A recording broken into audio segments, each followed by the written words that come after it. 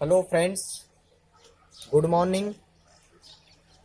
आज हम बात करते हैं योगी मैथ्स क्लासेज में चैप्टर नंबर 4 की। इसके अंदर हम बात करते हैं 4.2 में हमारे पास दे रखी है असमीकाएं। तो असमीकाओं की हम बात करते हैं। तो हमें असमीका दे रखी है 2x plus 3y is less than equal to 6। सबसे पहला काम होता है असमीकाओं को जब भी हम हल करें तो पहला जो काम होता है हमारा वो होता है दी गई असमीकाओं को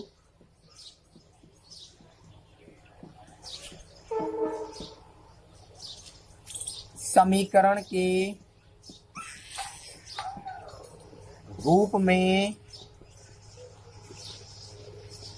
लिखने पर, ये सबसे पहला काम हमारा होता है।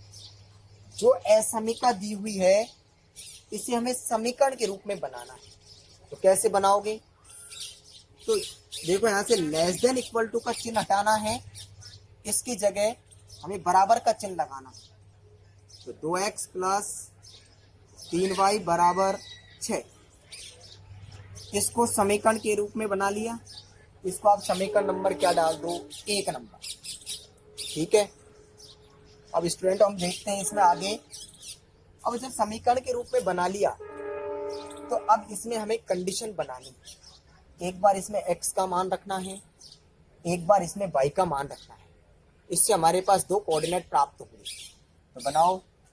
तो चूंकि कंडीशन नंबर फर्स्ट में देखो, चूंकि समीकरण 1 में x बराबर 0 रखने पर, पहला काम 0 डाल दो x का मान।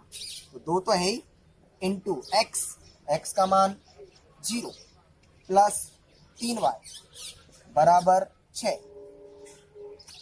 2 इंटू 0 किया, ये 0 हो गया, प्लस 3y बराबर 6। अब हमारे पास 0 को हम किसी भी संख्या में जोड़ें या घटाएं कोई इफेक्ट नहीं। तो 0 को हटाएं, क्या बचा? 3y बराबर 6। 3y के साथ गुणा में है, गुणा में तो इधर वाली संख्या में क्या दिया जाता है? भाग। 3 का भाग दो, y बराबर 6/3। 3 से कितनी बार कट गया? 2 बार। तो y का मान हमारे पास कितना आ चुका है? 2। y का मान हमारे पास 2 आ गया जब x का मान हमने क्या डाला है? 0। तो रखो यहां पर हमारे पास पहला कोऑर्डिनेट क्या बना, इसलिए बिंदुओं के निर्देशांक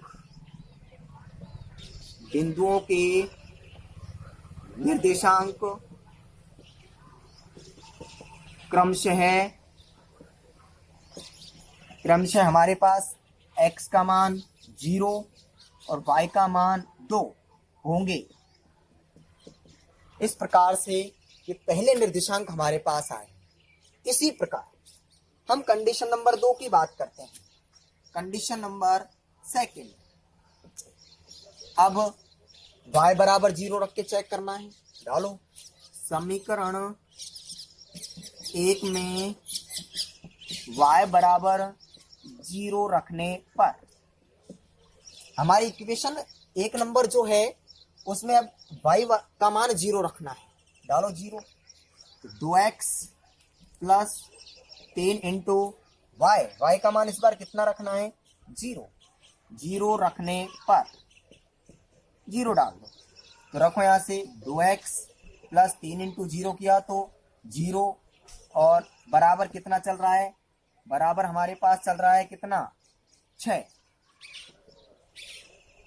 रखो यहां से 0 को हम किसी भी संख्या में जोड़ें या घटाएं कोई इफेक्ट नहीं। 2 इसके साथ गुणा में है तो भाग में। तो x बराबर कितना आ गया? 6/2। कितनी बार कट गया? 3 बार। तो हमारे पास x का मान कितना आ चुका है?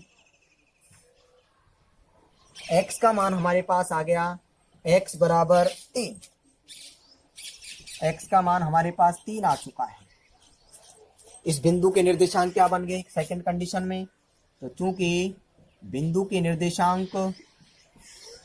के निर्देशांक क्रमशः क्या हो जाते हैं, x का मान 3 और y का मान क्या माना है हमने, 0 होंगे।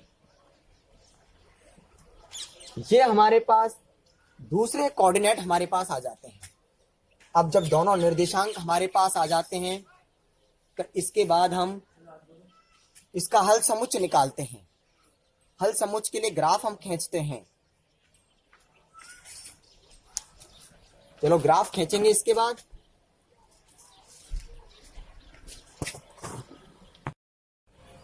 तो दोस्तों अब हमने बात की थी अब तक कि जो असमीका दी थी उससे अपन ने सबसे पहले कोऑर्डिनेट इससे बनाए थे, निर्देशांक अपने बनाए थे। अब यदि अपन देखें निर्देशांक जो बनाए हैं उन निर्देशांकों से हल समुच्चय हमें दर्शाना है। तो हल समुच्चय दर्शाने के लिए तो हमने देखे निर्देशांकों में जितने मान हैं वो मान हमें इस कोऑर्डिनेट इसके अंदर रखने हैं।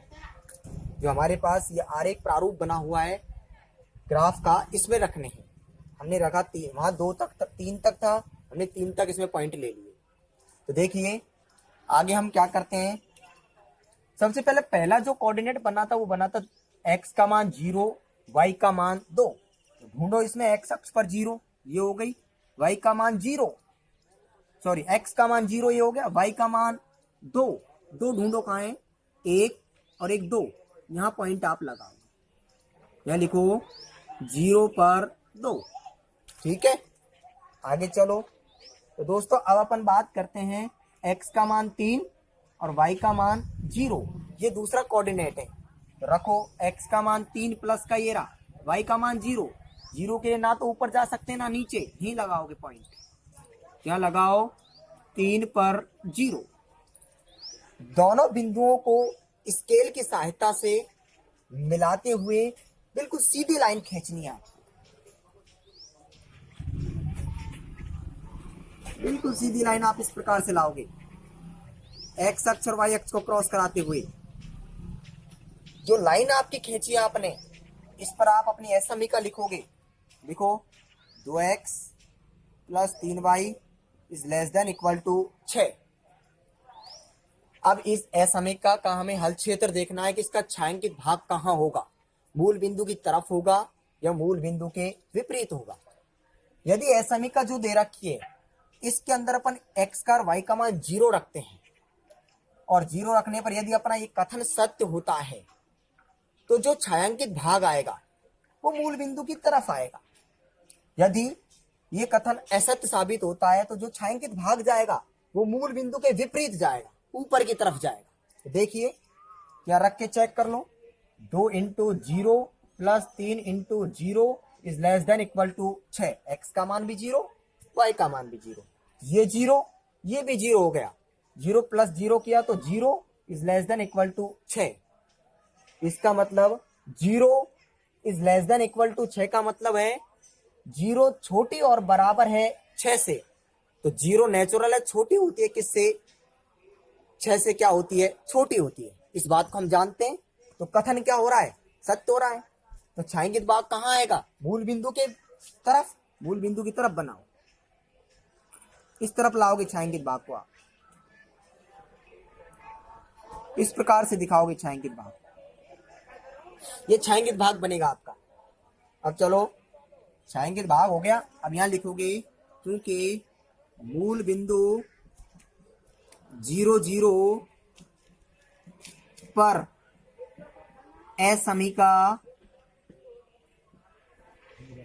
असमीका दे रखी है 2x plus 3y is less than equal to 6। क्या है बताओ, संतुष्ट हो रही है, संतुष्ट है। कथन सत्य आया तो ये संतुष्ट होती है, संतुष्ट है आप लिख सकते हो, संतुष्ट है।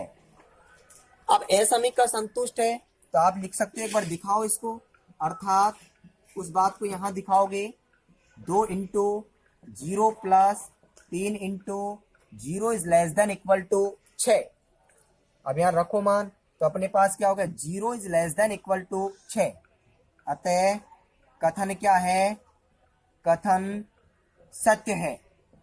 जब कथन हमारे पास सत्य साबित हो जाए तो जो छायांकित भाग आएगा वो ग्राफ में कहाँ आएगा, मूल बिंदु के तरफ होगा। यहां लिख लो, इसलिए ग्राफ में छायांकित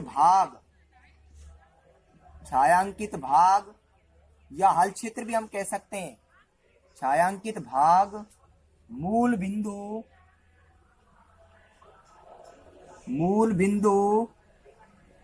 0 0 की तरफ होगा।